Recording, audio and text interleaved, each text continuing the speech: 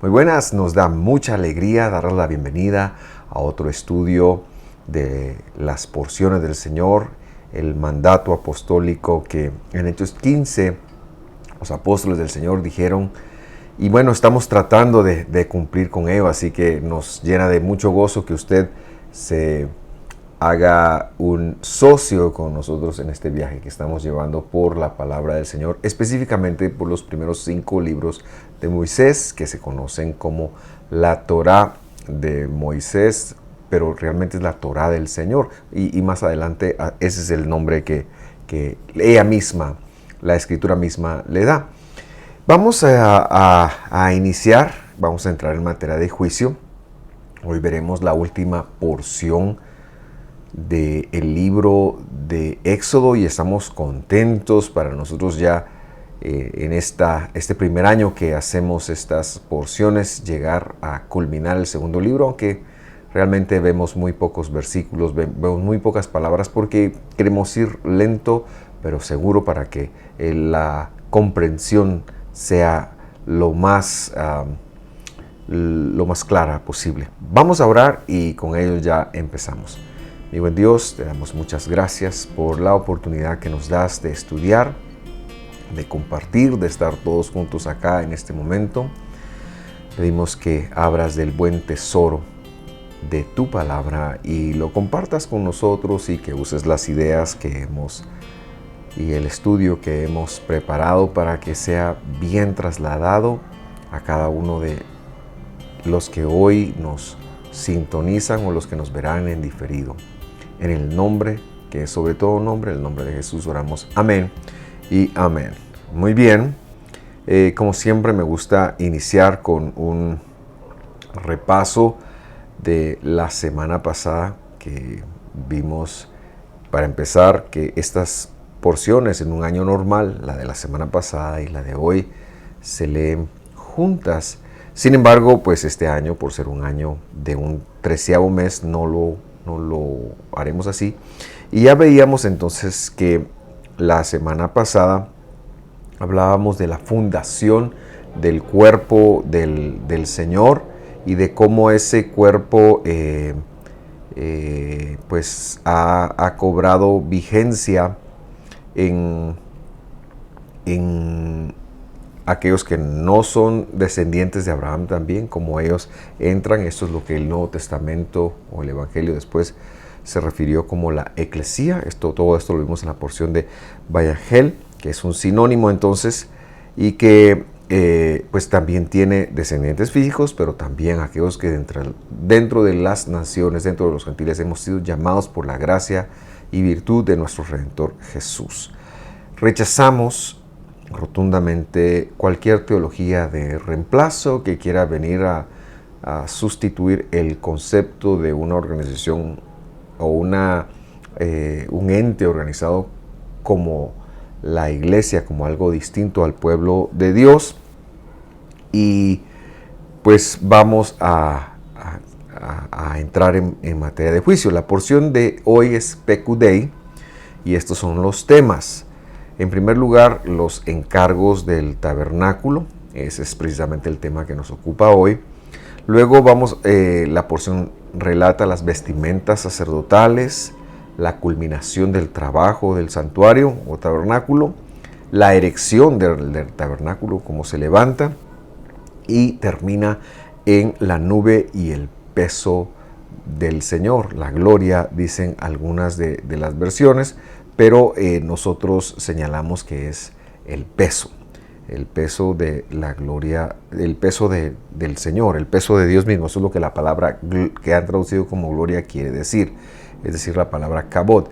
Hoy, entonces, como ya mencioné, es Pecudei, y Pecudei comprende desde el capítulo 38, versículo 21, hasta el capítulo 40 y el último versículo de este capítulo, último versículo también del libro de Éxodo. Leemos entonces el primer verso de esta porción y como siempre me gusta leer alguna versión en castellano. He escogido la Biblia del Jubileo hoy no por otra cosa, sino porque de alguna manera vamos escogiendo distintas versiones y para que usted pueda ir apreciando que al ir y rebuscar las palabras en el idioma original se va a enriquecer en gran manera. Esta porción dice: estas son las cuentas del tabernáculo del testimonio, lo que fue contado por orden de Moisés, por mano de Itamar, hijo de Aarón, sacerdote, para el ministerio de los levitas.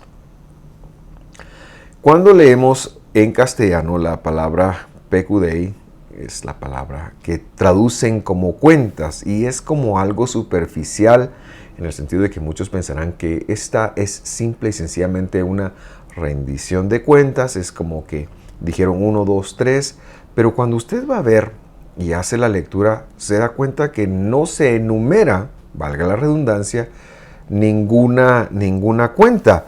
Y lo que sí dice es que este tema tenía que ver con el ministerio de los levitas, los cuales estaban a cargo de Itamar. Entonces, y esto resulta ser porque, aunque el verbo pakad sí le da de alguna manera origen a la palabra cuentas, o sea, si pakad sí de alguna manera está relacionado, no es la acepción más importante. Las acepciones más importantes de este versículo para traducir tiene que ver con encargos, y por eso he traducido esta porción como los encargos. Pecudei, los encargos de, sería realmente porque la palabra está en constructo.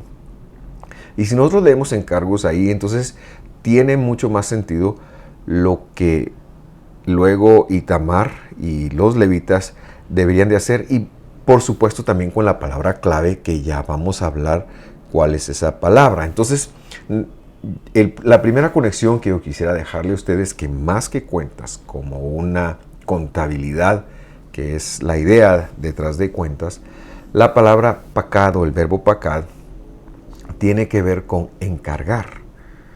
Es una tarea, es un encargo que Dios ha dejado y que ha sido de alguna manera importante. Este verso también puede traducirse como atender, visitar a, y por eso decimos que el hecho de contar ya es una sexta, séptima acepción de la traducción de la palabra, y quiere decir más, entonces, como encargar a. De hecho, el contexto, como ya lo mencionaba hace un momento, nos da la razón, porque no dice estas son las cuentas y luego enumera las cuentas, sino dice estos son los encargos que servirán para X cosa. Y eso es lo que yo quiero descubrir con cada uno de ustedes. Entonces vamos a releer el versículo, pero ya desde una traducción corregida.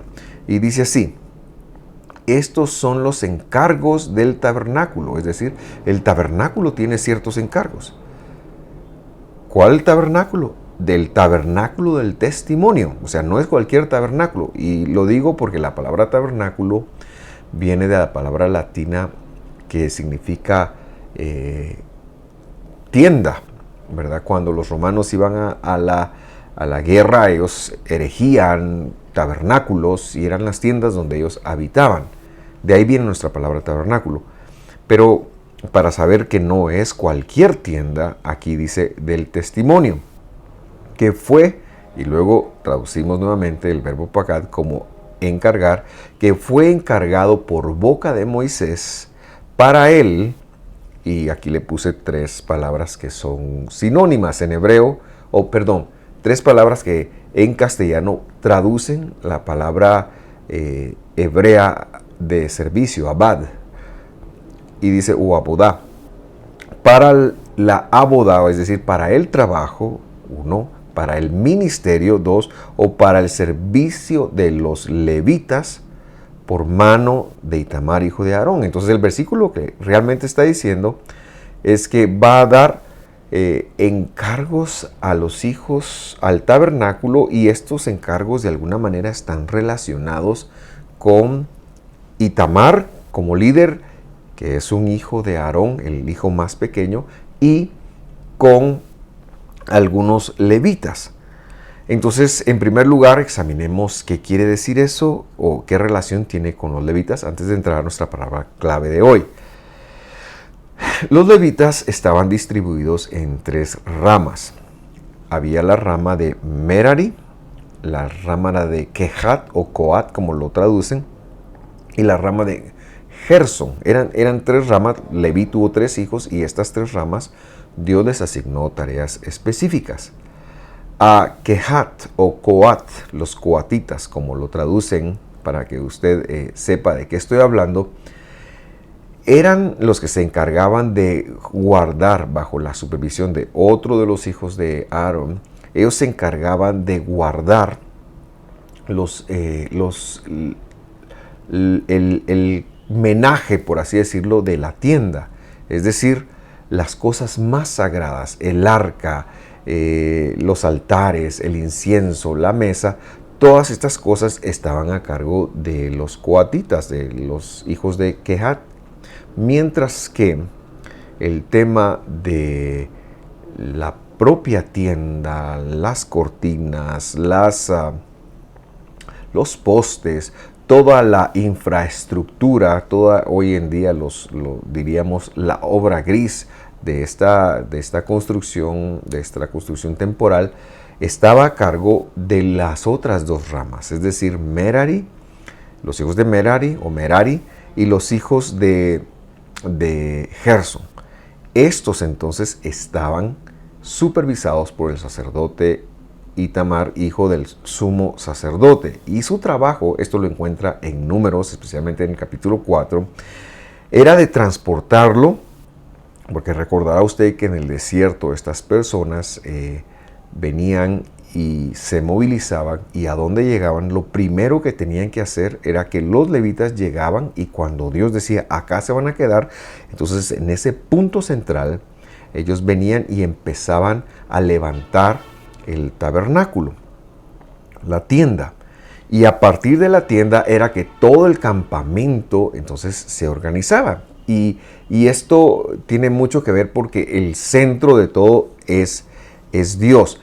Y últimamente, cuando ya todo estaba levantado, entonces los hijos de Kehat llegaban con las cosas más sagradas, transportándolas bajo la supervisión del sacerdote, y ellos las tenían que colocar de una manera específica para no morir, porque ellos estaban con las cosas más sagradas. Entonces, el encargo aquí, ¿qué es? El encargo es un encargo que no solo tiene que ver con Itamar, con los levitas, sino también con la propia tienda.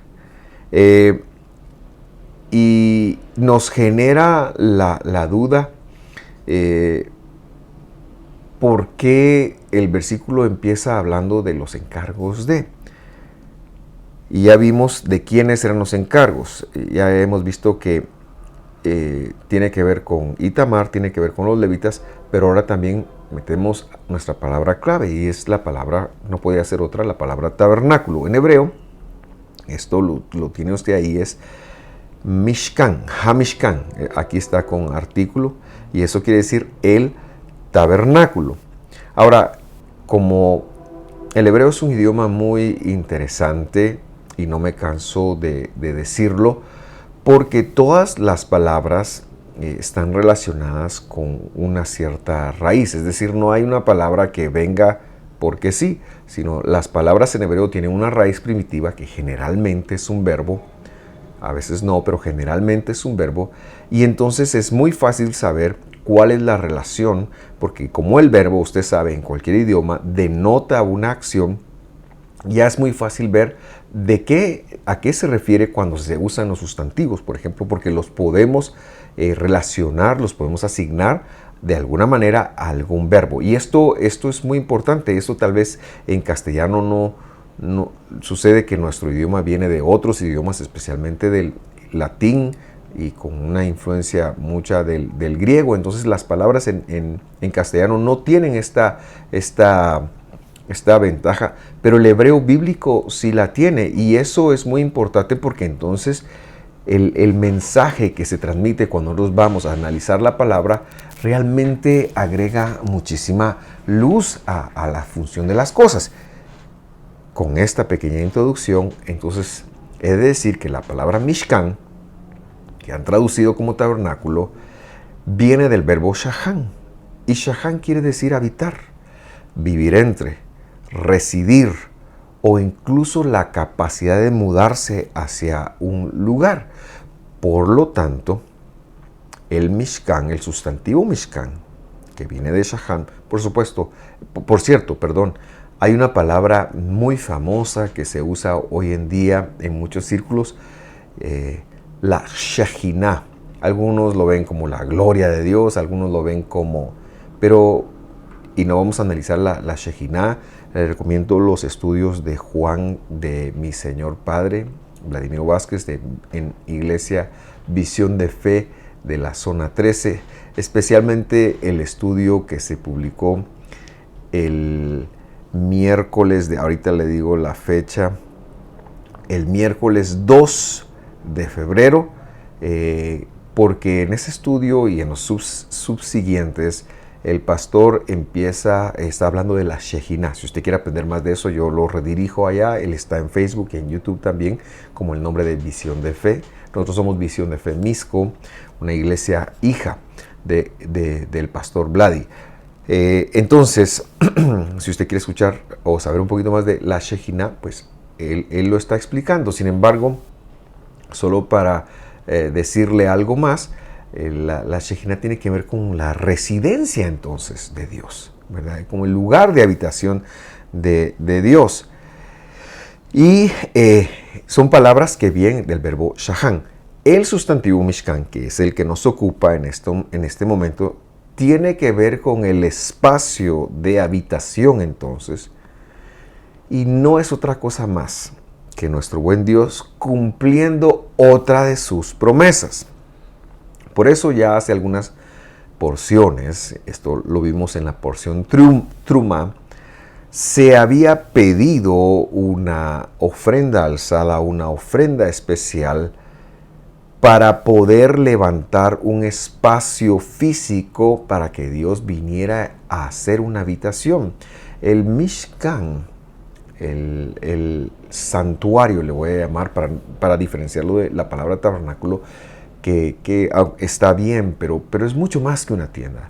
Es el hecho de que Dios quiere residir, quiere vivir, quiere que veamos una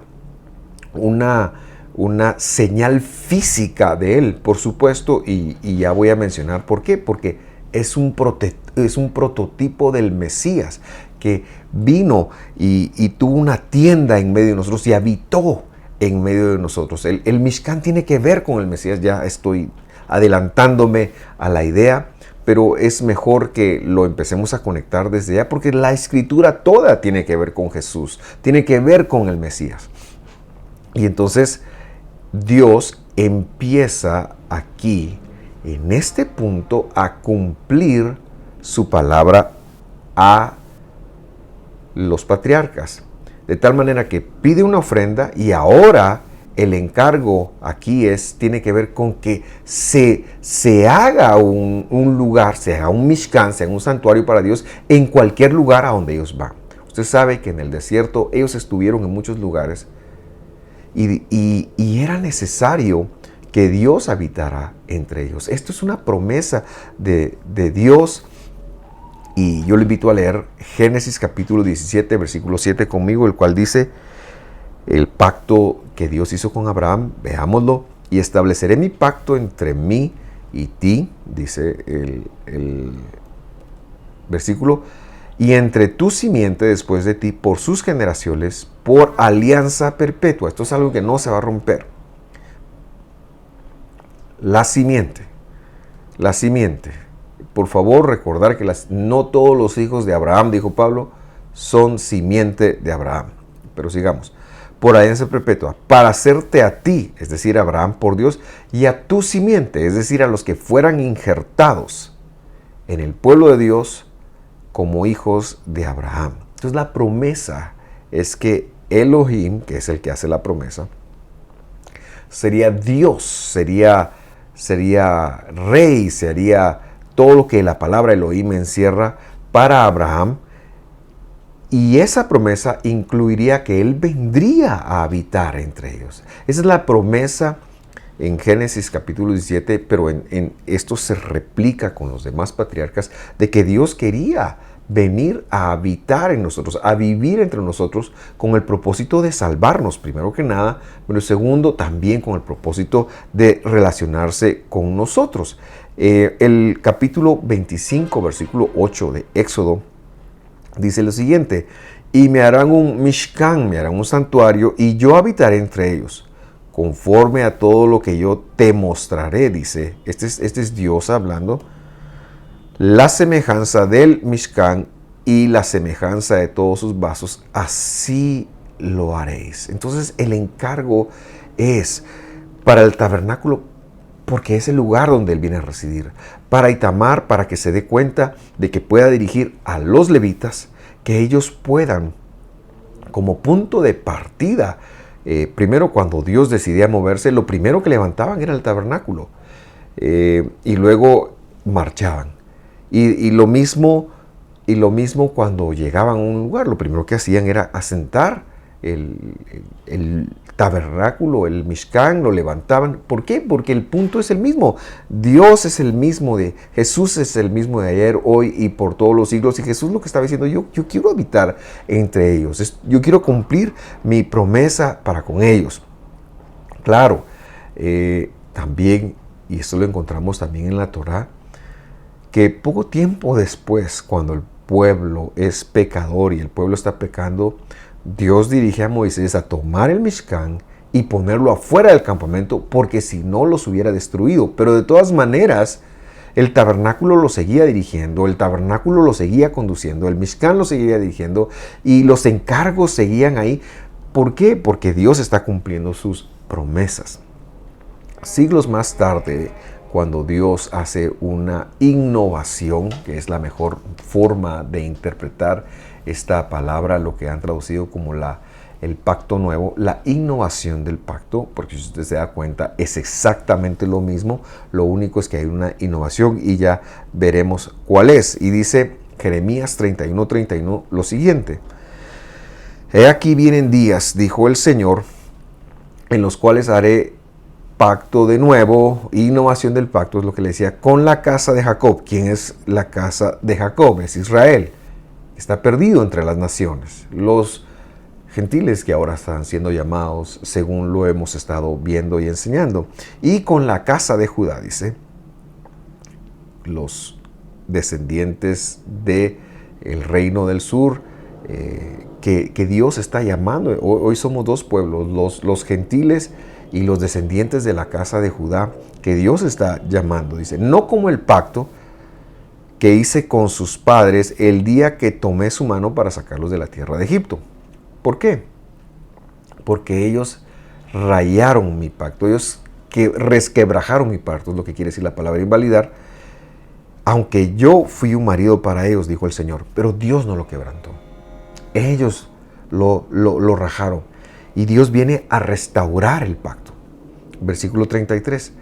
Mas este es el pacto que haré con la casa de Israel. Y aquí ya ve usted que incluye a la casa de Israel, y que es lo que siempre, bueno, no lo que siempre hemos dicho, pero lo que hemos estado insistiendo en los últimos años.